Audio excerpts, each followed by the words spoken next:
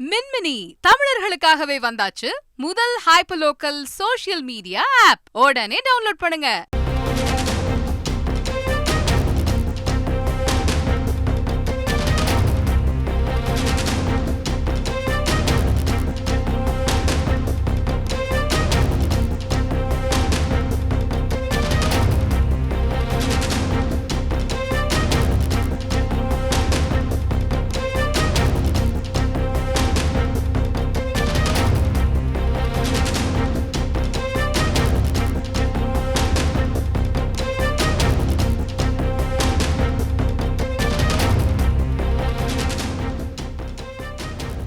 நாளை ஓய்வு பெற இருந்த நிலையில் இன்று பணியிடை நீக்கம் செய்யப்பட்டிருக்கிறார் IRS அதிகாரியும் GST துணை ஆணையருமான பாலமுருகன்.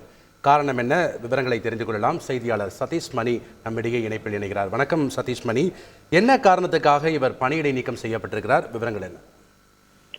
தமிழகத்தை சேர்ந்த IRS அதிகாரியும் மற்றும் GST ஆணையரத்தின் துணை ஆணையருமான பாலமுருகன் நாளை ஓய்வு பெற இருந்த நிலையில இன்று அவர் பணியிடை நீக்கம் செய்யப்பட்டிருக்கிறார்.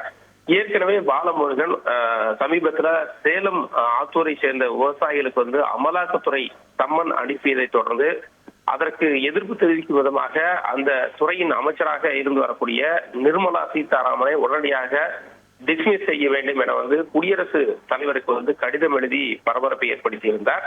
இந்த நிலையில ஏற்கனவே கடந்த 3 மாதங்களுக்கு முன்பாகவே விருப்ப ஓய்வு கேட்டு சம்பந்தப்பட்ட துறைக்கு அமைச்சகத்துக்கு அவர் விண்ணப்பித்திருந்த நிலையில அவரோட விருப்ப ஓய்வு அந்த விண்ணப்பம் நிராகரிக்கப்பட்டு நாளை ஓய்வு பெற இருந்த நிலையில இன்னைக்கு அவர் பணியிடம் நீக்கம் செய்யப்பட்டிருக்காங்க. இவர் ஏற்கனவே கடந்த 2020ஆம் ஆண்டு GST நம்ம சென்னையில உள்ள GST ஆணையரகத்துல ஹிந்தி பிரிவுல பணியாற்றிய போது ஹிந்தி மொழிக்கு எதிர்ப்பு தெரிவித்து ஹிந்தி மொழியில் தன்னால் எந்த ஆவணங்களும் எழுத முடியாது, தனக்கு ஹிந்தி தெரியாது எனவும் எதிர்ப்பு தெரிவித்து அவர் எழுதிய கடிதம் அந்த 2020ஆம் ஆண்டு மிகப்பெரிய பரபரப்பை ஏற்படுத்தியதும் குறிப்பிடத்தக்கது. அதே போல இவர் கடந்த 2009ஆம் ஆண்டு இலங்கை தமிழர்களுக்காக சேலத்துல அவரோட வீட்டுல உண்ணாவிரதம் இருந்ததற்காக அப்போதே அந்த துறையினுடைய உயரதிகாரிகளால சஸ்பெண்ட் செய்யப்பட்டது குறிப்பிடத்தக்கது. இதனைத் தொடர்ந்து கடந்த 2014ஆம் ஆண்டு அதே போல 2016ஆம் ஆண்டு ஆகிய இரண்டு முறை தான் ராஜினாமா செய்ய கோரி தன்னை ராஜினாமா செய்ய கோரி சம்பந்தப்பட்ட துறைக்கு கடிதம் எழுதியதும் அவருடைய ராஜினாமா ஏற்றுக்கொள்ளப்படாததும் குறிப்பிடத்தக்கது. இந்த நிலையில தான் சமீபத்தில் ஒரு 3 மாதங்களுக்கு முன்பாக VRS கேட்டு அவர் விண்ணப்பிச்சிருந்தாரு. அது நிராகரிக்கப்பட்டு தற்போது நாளை ஓய்வு பெற இருந்த நிலையில இன்னைக்கு அவர் பணியிடை நீக்கம் செய்யப்பட்டிருக்கிறார்.